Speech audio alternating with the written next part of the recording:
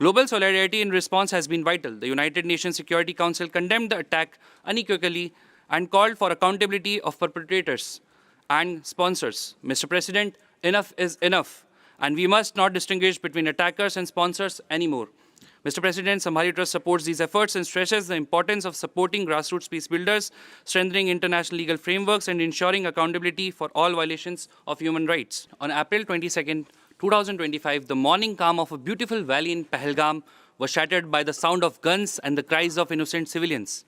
As terrorists trained and brainwashed by state actors mercilessly massacred 26 people, identify victims on the basis of their religion. Mr. President, there can be no greater fundamental human right than the right to live, and that very right was taken away in the most gruesome manner by proxies of a state habituated to such violence. Mr. President, the events at Pahalgam were only the latest of a series of such attacks designed to spread hatred and fear carried out at the behest of so-called state establishments. The world faces acute human rights crisis where violence against civilians propagated by terrorism, state-sponsored aggression undermines peace, stability, and the very principles of human dignity enshrined in the Universal Declaration of Human Rights and the International Covenant on Civil and Political Rights. Only through collective justice, inclusion, and adherence to the rule of law can these challenges to overcome. Global solidarity in response has been vital. The United Nations Security Council condemned the attack unequivocally and called for accountability of perpetrators and sponsors. Mr. President, enough is enough, and we must not distinguish between attackers and sponsors anymore.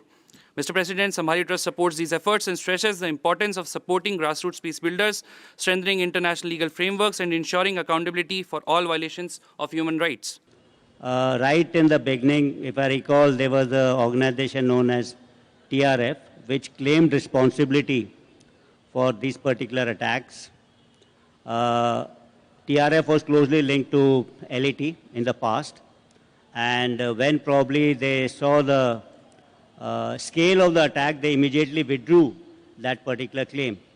But in the digital era, whatever imprint you leave in the digital domain will remain forever.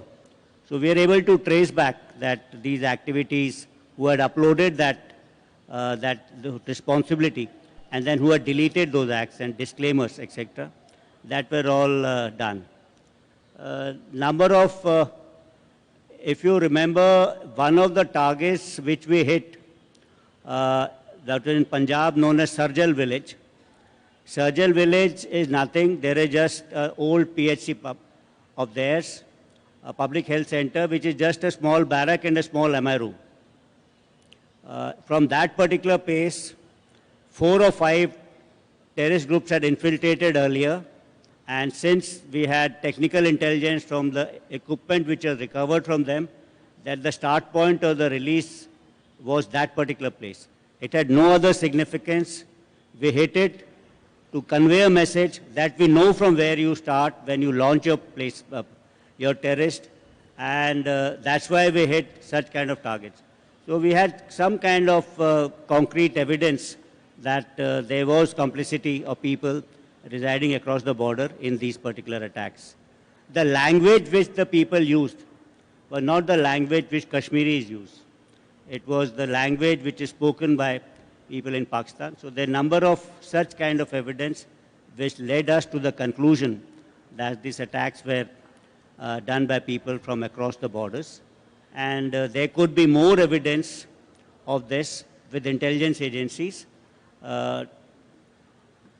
So that's all I had to tell you about this.